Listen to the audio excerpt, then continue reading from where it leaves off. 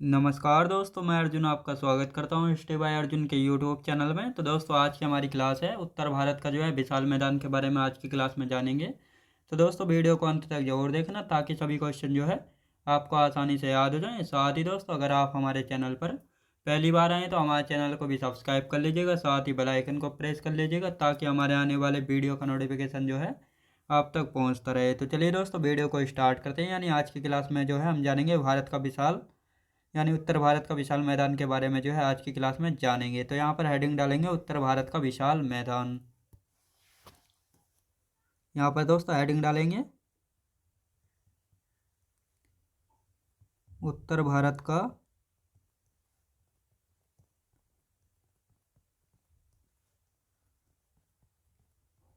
विशाल मैदान। तो आज की क्लास में हम क्या पढ़ने वाले हैं, उत्तर भारत का विशाल मैदान के बारे में जो है आज की क्लास में जानेंगे। दोस्तों, यदि उत्तर भारत के विशाल मैदान की बात की जाए तो इसका विस्तार कहाँ से कहाँ तक है। तो इसके विस्तार की यदि बात की जाए तो दोस्तों, पंजाब, हरियाणा, दिल्ली, राजस्थान, उत्तर प्रदेश, बिहार, पश्चिम बंगाल और असम, इन सभी में जो है उत्तर भारत का विशाल मैदान का जो है विस्तार है। यानी इन सभी राज्यों में, केंद्र शासित प्रदेशों में जो है फैला हुआ है उत्तर भारत का विशाल मैदान। तो दोस्तों, मैं यहाँ पर आपको मैप दिखा देता हूँ कि कहाँ कहाँ पर इसकी जो है उत्तर भारत के विशाल मैदान की जो है लोकेशन है, ताकि आपको अच्छे से जो है समझ में आ जाए और उसके बाद जो है इनको लिखेंगे। तो दोस्तों, ये है हमारा उत्तर भारत का विशाल मैदान। याद रखें दोस्तों, यदि बात करते हैं तो दोस्तों ये रहा हमारा राजस्थान। यानी ये जितना भी है ये सभी जो है उत्तर भारत का विशाल मैदान है। ये वाला, ये सभी क्या है दोस्तों, ये सभी जो है उत्तर भारत का विशाल मैदान है। इसका विस्तार की यदि बात की जाए तो इसका विस्तार दोस्तों राजस्थान, पंजाब, हरियाणा, दिल्ली, उत्तर प्रदेश, बिहार, पश्चिम बंगाल यानी वेस्ट बंगाल और असम, इन सभी में जो है उत्तर भारत के विशाल मैदान का जो है विस्तार है। अभी यदि बात आती है दोस्तों इसका निर्माण कैसे हुआ है, यानी इसके निर्माण की यदि बात करते हैं तो उत्तर भारत का जो विशाल मैदान है ये सिंधु, गंगा व ब्रह्मपुत्र नदियों द्वारा लाए गए अपसादों के निक्षेपण यानी जमाव से हुआ है। दोस्तों, अपसाद क्या होते हैं, यानी जब ये बड़ी बड़ी नदियाँ बहती हैं तो जब ये पहाड़ों से बहती हैं तो अपने साथ जो है पहाड़ों को काट कर जो धूल, मिट्टी, कंकड़, पत्थर जो है अपने साथ बहाकर जो है लाती हैं। जब इन सभी को जो है एक स्थान पर लाकर जो है जमा कर देती हैं तो उसी से जो है एक विशाल मैदान का जो है निर्माण होता है। तो हमारा उत्तर भारत का विशाल मैदान जो है इन्हीं तीन नदियों के लाए गए अपसादों के निक्षेपण व जमाव से जो है हुआ है। याद रखें दोस्तों, किन तीन नदियों के, सिंधु, गंगा व ब्रह्मपुत्र नदियों के द्वारा लाए गए अपसादों के निक्षेपण यानी जमाव से जो है उत्तर भारत के विशाल मैदान का जो है निर्माण हुआ है। याद रखेंगे। अब यहाँ पर इनको लिख लेते हैं। यदि विस्तार की बात की जाए तो विस्तार दोस्तों कहाँ पर है, विस्तार कहाँ कहाँ पर है दोस्तों, सबसे पहला आता है दोस्तों पंजाब, हरियाणा, दिल्ली, राजस्थान, उत्तर प्रदेश, उत्तर प्रदेश, बिहार, पश्चिम बंगाल और असम, इन सभी राज्यों में जो है फैला। याद रखें दोस्तों, इन सभी राज्यों में फैला है उत्तर भारत का विशाल मैदान। याद रखें दोस्तों, उत्तर भारत के विशाल मैदान की यदि बात की जाए कहाँ कहाँ पर यानी किन किन राज्यों में जो है इसका विस्तार यानी फैला है, तो पंजाब, हरियाणा, दिल्ली, राजस्थान, उत्तर प्रदेश, बिहार, पश्चिम बंगाल और असम राज्यों में, केंद्र शासित दिल्ली में जो है उत्तर भारत का जो है विशाल मैदान का जो है विस्तार है। याद रखें दोस्तों। अब इसके निर्माण की बात कर लेते हैं, यानी इसको भी लिख लेते हैं। निर्माण की यदि बात करते हैं तो इसका निर्माण कैसे हुआ उत्तर भारत के विशाल मैदान का। दोस्तों, इसका निर्माण तो अभी आपको मैंने बताया, यानी उत्तर भारत का विशाल मैदान, उत्तर भारत का विशाल मैदान की यदि बात की जाए तो सिंधु, गंगा व ब्रह्मपुत्र नदी द्वारा, सिंधु, गंगा व ब्रह्मपुत्र नदियों द्वारा लाए गए अवसादों के निक्षेपण यानी जमाव से हुआ। याद रखें दोस्तों, जमाव से हुआ है। याद रखें दोस्तों, अब आपको पता लग गया होगा। यानी जो उत्तर भारत का विशाल मैदान है उसका निर्माण कैसे हुआ, तो उसके निर्माण की यदि बात करते हैं तो उत्तर भारत का विशाल मैदान जो है दोस्तों, यानी सिंधु, गंगा व ब्रह्मपुत्र नदियों द्वारा लाए गए अपसादों के जमाव यानी निक्षेपण से जो है इसका विस्तार हुआ है, यानी इसका निर्माण जो है हुआ है। याद रखेंगे दोस्तों। अब उत्तर भारत के विशाल मैदानों की यदि बात करते हैं तो इसका विभाजन जो है 4 भागों में जो है किया गया है। तो ये 4 भाग कौन कौन से हैं? भाबर, तराई, बांगर और खादर। इन सभी को जो है एक एक करके जो है डिटेल में जानेंगे।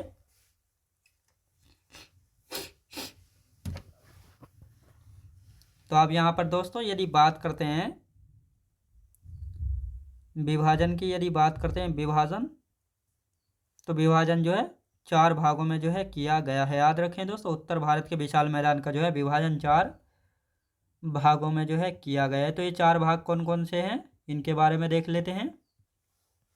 4 भाग, तो दोस्तों यहाँ पर जो है एक मैप ले लेते हैं जिससे जो मैं आपको अच्छे से जो है समझा पाऊँ। ये है दोस्तों हमारा मैप। तो दोस्तों ये 4 भागों में बांटा गया है। यानी पहला भाग कौन सा है? पहला है भाबर क्षेत्र। दूसरे की यदि बात की जाए, दूसरा है दोस्तों तराई क्षेत्र। यदि तीसरे की बात की जाए, तीसरा है बांगर क्षेत्र। और चौथा है हमारा खादर क्षेत्र। यानी इसकी बात करते हैं तो दोस्तों ये वाला है हमारा भाबर, और यदि इसकी बात करते हैं तो ये कौन सा है? ये है तराई क्षेत्र। और ये वाला कौन सा है दोस्तों? इसकी यदि बात करते हैं तो बांगर। याद रखें दोस्तों, ये है बांगर क्षेत्र। और ये वाला जो बचा है दोस्तों, ये वाला जो है, यदि इसकी बात करते हैं तो दोस्तों ये है खादर क्षेत्र। यानी इन 4 भागों में जो है बांटा गया है।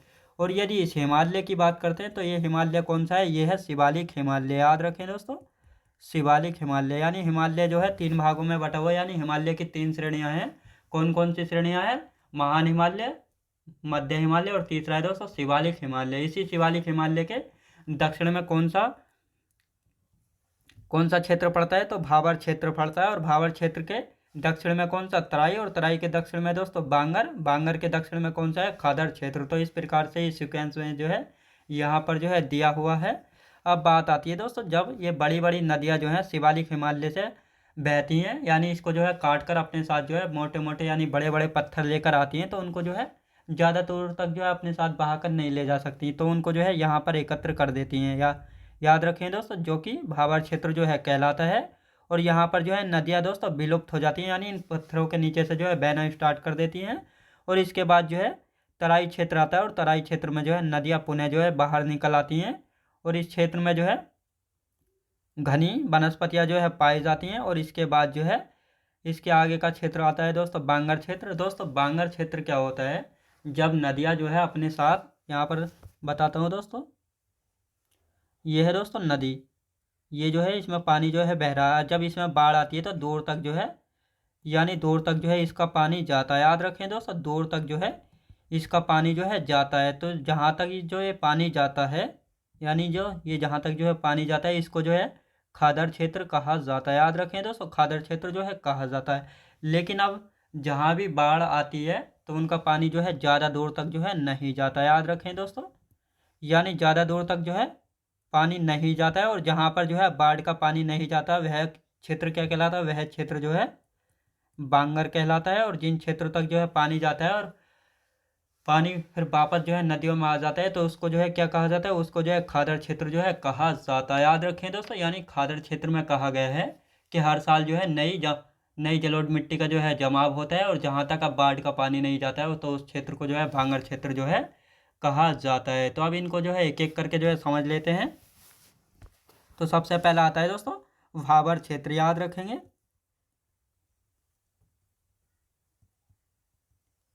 भाबर क्षेत्र है सबसे पहले। उसके बाद कौन सा है दोस्तों? उसके बाद है तराई क्षेत्र। उसके बाद कौन सा आता है दोस्तों? तराई क्षेत्र। तराई क्षेत्र के बाद यदि बात की जाए तो कौन सा है? बांगर क्षेत्र। याद रखें दोस्तों, बांगर क्षेत्र। और चौथे की यदि बात की जाए तो खादर क्षेत्र। याद रखें दोस्तों, खादर क्षेत्र, ये आपको पता लग गया होगा किस क्षेत्र की जो है कैसा निर्माण जो है किया गया है यहाँ पर।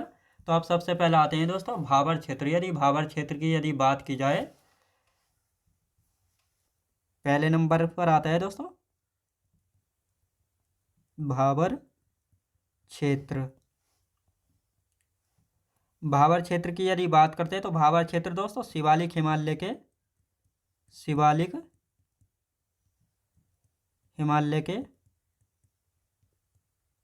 दक्षिण में है। याद रखें दोस्तों, कहाँ पर है? शिवालिक हिमालय के दक्षिण में पड़ता है। याद रखेंगे। बहुत कम वनस्पति पाई जाती है, बहुत कम वनस्पति पाई जाती है। याद रखें दोस्तों, भाबर क्षेत्र में जो है बहुत कम वनस्पति जब पाई जाती है, क्योंकि इस क्षेत्र में जो है मोटे मोटे पत्थर होते हैं, तो कोई कोई जो है वनस्पति जो है पाई जाती है, बहुत अधिक जो है नहीं पाई जाती, कम से कम जो है पाई जाती है। यदि चौड़ाई की बात करते हैं, भाबर क्षेत्र की चौड़ाई कितनी है? चौड़ाई को कितनी है दोस्तों इस क्षेत्र की? तो 8 किलोमीटर से लेकर 16 किलोमीटर तक जो है इसकी चौड़ाई है भाबर क्षेत्र की। याद रखें दोस्तों। और इस क्षेत्र में जो है नदियाँ विलुप्त हो जाती हैं, यानी अदृश्यमान जो है हो जाती हैं। क्यों हो जाती हैं? इसका कारण जो है मैं आपको बता चुका हूँ। इस क्षेत्र में नदियाँ विलुप्त यानी अदृश्य मान हो जाती हैं। याद रखें दोस्तों, किस क्षेत्र में जो है नदियाँ अदृश्यमान हो जाती हैं, तो वह जो है भाबर क्षेत्र में हो जाती हैं। इसका कारण है बड़े बड़े पत्थरों के नीचे से जो है बहना स्टार्ट कर देती हैं और तराई क्षेत्र में जो है पुनः बाहर आ जाती हैं। याद रखें, यह क्षेत्र खेती के लिए उपयुक्त नहीं है। यह क्षेत्र खेती के लिए उपयुक्त नहीं है, क्योंकि बड़े बड़े पत्थरों में दोस्तों कोई भी खेती जो है नहीं की जा सकती। याद रखेंगे, यानी खेती के लिए उपयुक्त नहीं है। कौन सा क्षेत्र दोस्तों? भाबर क्षेत्र। यानी यदि भाबर क्षेत्र की बात की जाए दोस्तों, भाबर क्षेत्र की यदि बात की जाए तो यह जो है कहाँ पर है? शिवालिक क्षेत्र के, यानी शिवालिक हिमालय के दक्षिण में है। बहुत कम वनस्पति यहाँ पर पाई जाती है। चौड़ाई की यदि बात की जाए तो 8 से 16 किलोमीटर चौड़ाई है भाबर क्षेत्र की। इस क्षेत्र में जो है नदियाँ विलुप्त यानी अदृश्यमान हो जाती है, क्योंकि बड़े बड़े पत्थरों के नीचे से बहना जो है स्टार्ट कर देती हैं। और इस क्षेत्र में जो है खेती के लिए उपयुक्त नहीं। याद रखें दोस्तों, यानी भाबर क्षेत्र जो है खेती के लिए बिल्कुल भी उपयुक्त नहीं, क्योंकि मोटे मोटे पत्थरों में कोई भी खेती जो है नहीं की जा सकती। अब दूसरे नंबर पर आता है दोस्तों, कौन सा आता है? तराई क्षेत्र। याद रखेंगे, तराई क्षेत्र आता है दूसरे नंबर पर। कौन सा क्षेत्र आता है? तराई क्षेत्र। यदि तराई क्षेत्र की बात करते हैं तो दोस्तों तराई क्षेत्र भाबर क्षेत्र के दक्षिण में है। याद रखें दोस्तों, यानी जो तराई क्षेत्र है ये भाबर क्षेत्र के दक्षिण में पड़ता है। याद रखें दोस्तों, भाबर क्षेत्र के दक्षिण में जो है पड़ता है, और यहाँ पर जो है घनी वनस्पतियाँ पाई जाती है। याद रखें दोस्तों, यहाँ पर घनी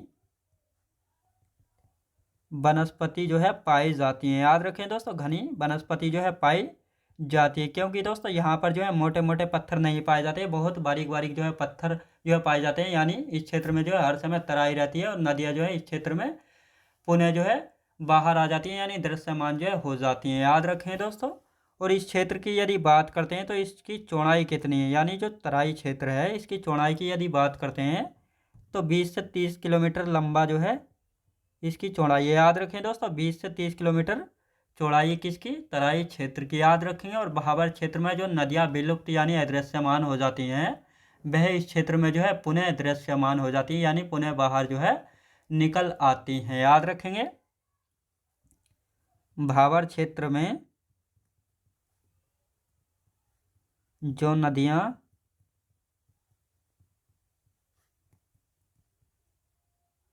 विलुप्त यानी अदृश्य मान हो गई थी, वह पुनः बाहर यानी दृश्यमान हो जाती हैं। याद रखें दोस्तों, पुनः बाहर या दृश्य मान हो जाती हैं। याद रखें दोस्तों, यानी भाबर क्षेत्र में जो नदियां जो हैं अदृश्यमान यानी विलुप्त हो गई थी, वह पुनः जो है बाहर यानी दृश्यमान हो जाती हैं तराई क्षेत्र में। याद रखें दोस्तों, और यह क्षेत्र जो है खेती के लिए यानी कृषि के लिए उपयुक्त माना जाता है। याद रखें दोस्तों, यह क्षेत्र खेती के लिए उपयुक्त माना जाता है। याद रखें दोस्तों, यह क्षेत्र जो है खेती के लिए उपयुक्त माना जाता है, यानी यहाँ पर जो है खेती की जाती है। याद रखें दोस्तों, अब तीसरे नंबर पर कौन सा क्षेत्र आता है? तीसरे नंबर पर आता है दोस्तों बांगर क्षेत्र। कौन सा आता है? बांगर क्षेत्र। याद रखेंगे, तीसरे नंबर पर आता है दोस्तों बांगर क्षेत्र। यदि बांगर क्षेत्र की बात की जाए तो बांगर क्षेत्र जो है तराई क्षेत्र के दक्षिण में। याद रखेंगे दोस्तों, यानी तराई क्षेत्र के दक्षिण में है। याद रखें दोस्तों, बांगर क्षेत्र जो है तराई क्षेत्र के दक्षिण में जो है पड़ता है, और यहाँ पर जो है यह नदी बेसिन से दूर पाई जाती है। याद रखें दोस्तों, यह क्षेत्र नदी बेसिन से दूर पाया जाता है। याद रखें दोस्तों, नदी बेसिन से जो है दूर पाया जाता है। क्यों पाया जाता है? इसका कारण जो है मैंने अभी आपको बताया था, यहाँ की मिट्टी जो है कम उपजाऊ होती है, कम उपजाऊ होती है। याद रखें दोस्तों, यहाँ की मिट्टी जो है कम उपजाऊ जो है होती है, खेती के लिए अधिक उपयुक्त जो है नहीं होती। याद रखें दोस्तों, खेती यदि बात करते हैं तो दोस्तों यहाँ की जो मिट्टी है ये जो है खेती के लिए जो है कम उपयुक्त जो है होती है। याद रखें दोस्तों, बांगर क्षेत्र की यदि बात की जाए तो बांगर क्षेत्र जो है तराई क्षेत्र के दक्षिण में पड़ता है, और यह क्षेत्र जो है नदी बेसिन से दूर पाया जाता है। यानी पहले क्या होता था, जहाँ पर नदी का पानी जो है जाता था, और इसको जो है पुरानी जलोढ़ मिट्टी के नाम से भी जो है जाना जाता है।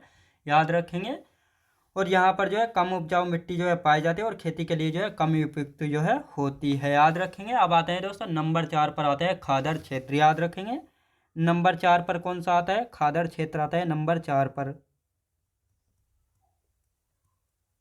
खादर क्षेत्र आता है नंबर 4 पर। खादर क्षेत्र की यदि बात की जाए तो नदी बेसिन के आसपास वाला क्षेत्र जो है वह क्या कहलाता है? खादर क्षेत्र जो है कहलाता है। याद रखेंगे, यानी बांगर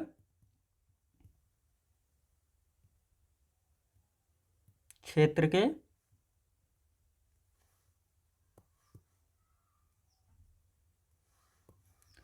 खादर क्षेत्र की यदि बात की जाए तो दोस्तों खादर क्षेत्र जो है नई जलोढ़ मिट्टी होती है। याद रखें दोस्तों, खादर क्षेत्र जो है खादर नई जलोढ़ मिट्टी होती है, खादर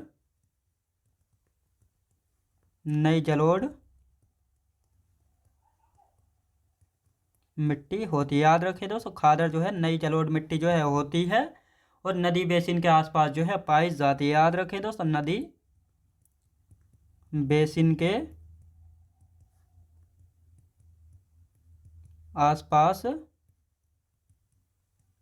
पाई जाती है। याद रखें दोस्तों, नदी बेसिन के जो है आसपास जो है पाई जाती है। याद रखें दोस्तों, बहुत उपजाऊ मिट्टी जो है होती है, यानी इस क्षेत्र की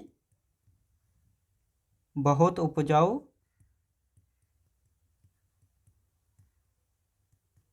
मिट्टी होती है इस क्षेत्र की। याद रखें दोस्तों, खेती के लिए उपयुक्त मानी जाती है, लिए उपयुक्त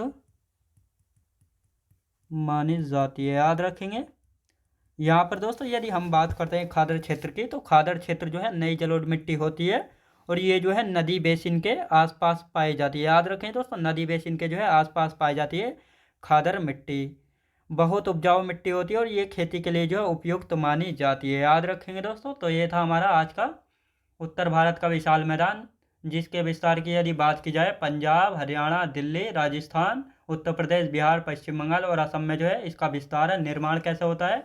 सिंधु, गंगा, ब्रह्मपुत्र नदियों द्वारा लाए गए अवसाद से जो है इसका निर्माण जो है हुआ है, और इसके विभाजन की यदि बात करते हैं उत्तर भारत के विशाल मैदान की, 4 भागों में जो है इसको बांटा गया है। भाबर, तराई, बांगर और खादर, इन 4 क्षेत्रों में जो है इसको बांटा गया है। तो इन सभी के बारे में जो है हमने डिटेल से जो है जाना है। तो दोस्तों मैं उम्मीद करता हूँ आपको वीडियो क्वालिटी कंटेंट वगैरह सभी कुछ आपको पसंद आया होगा। पसंद आया हो तो लाइक शेयर और सब्सक्राइब करना बिल्कुल भी ना भूलें। साथ ही दोस्त अगर आप हमारे चैनल पर पहली बार आए तो हमारे चैनल को भी सब्सक्राइब कर लीजिएगा, साथ ही बेल आइकन को प्रेस कर लीजिएगा ताकि हमारे आने वाले वीडियो का नोटिफिकेशन जो है आप तक पहुंचता रहे। तो चलिए दोस्तों मिलते हैं नेक्स्ट वीडियोज़ में।